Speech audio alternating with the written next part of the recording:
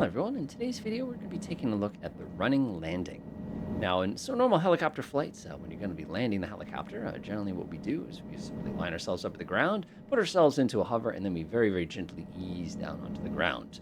But sometimes if you have high temperatures, for example, high weights, if you have a very, very high altitudes, basically a lot of high stuff, you might run into a situation where your helicopter isn't able to maintain a hover. Obviously, if you cannot maintain a hover, that means you're kind of busted as far as landing goes.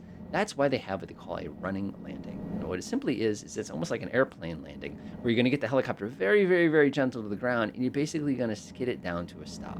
Now, one of the things you got to watch out for is some of the flight sims, I like to kind of call here, things that you might be able to get away with in the flight sim that you can't in the real world, and vice versa. One of the things I like to do is I like to practice on grass, for example. But the downside to practicing on grass, of course, is flight sim grass is not always as even as real grass. Not that real grass is ever even either. We know all that. But just one of those things is when you do go find a place to practice this maneuver, sometimes it's actually easier to pick a regular runway or something that's all kind of like snowy and nasty for that particular purpose. So let's go ahead and discuss this. So what we're going to do is we're going to bring our helicopter very, very close to the ground, and we're going to ease it from flying down to a landing attitude while slowing down, while not using too much power, all in the same motion. Now, the reason this is kind of fun is in the real world, it's almost a little easier to land this way because it's, you're not doing a lot of work with the feet like you would normally be doing when you're going to be approaching for a conventional helicopter landing. The downside is that we don't want to hit the ground too hard.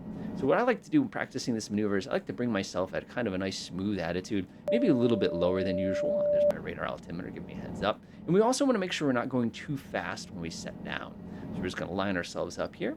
And basically you're going to go ahead and correct for any sort of crosswind that you experience. And we're going to start slowing the helicopter down a little bit here. Now the goal here is to run out of energy without slowing down the helicopter completely. There's our slow down, up, and oof. And we'll go ahead and hit a little bit smoother there.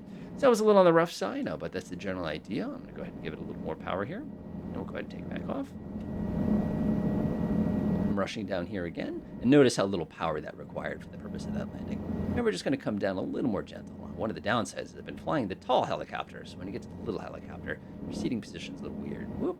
Again, we're trying not to come to a complete stop here. And all we're going to do is pull that nose up at the last second. That's better. And we're going to now ease smoothly down to a landing here.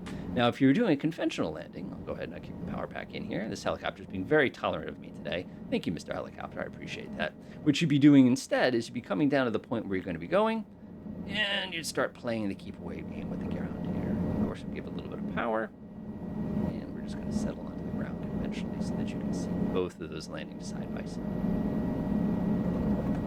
Again, you can see both of those. So again, the trick to the running landing, of course, is you got to make sure you maintain just a little bit of that attitude. Remember, you have to get rid of the collective very, very quickly when you get on the ground. Otherwise, you tend to kind of do one of those things, which can be very, very, very dangerous, of course, as you're landing. And the other thing you want to keep in mind is that when you have a nasty crosswind, that particular maneuver could get very, very, very, very sketchy. Now, one thing we'll do before we let everybody sneak out here is we'll show you the dangers of trying to treat this like a Cessna 152. So let's go ahead and get a little bit of speed here. That's pretty good. No, we're doing about 50. That's fine. And let's pretend we're 152. And we're going to... Oh!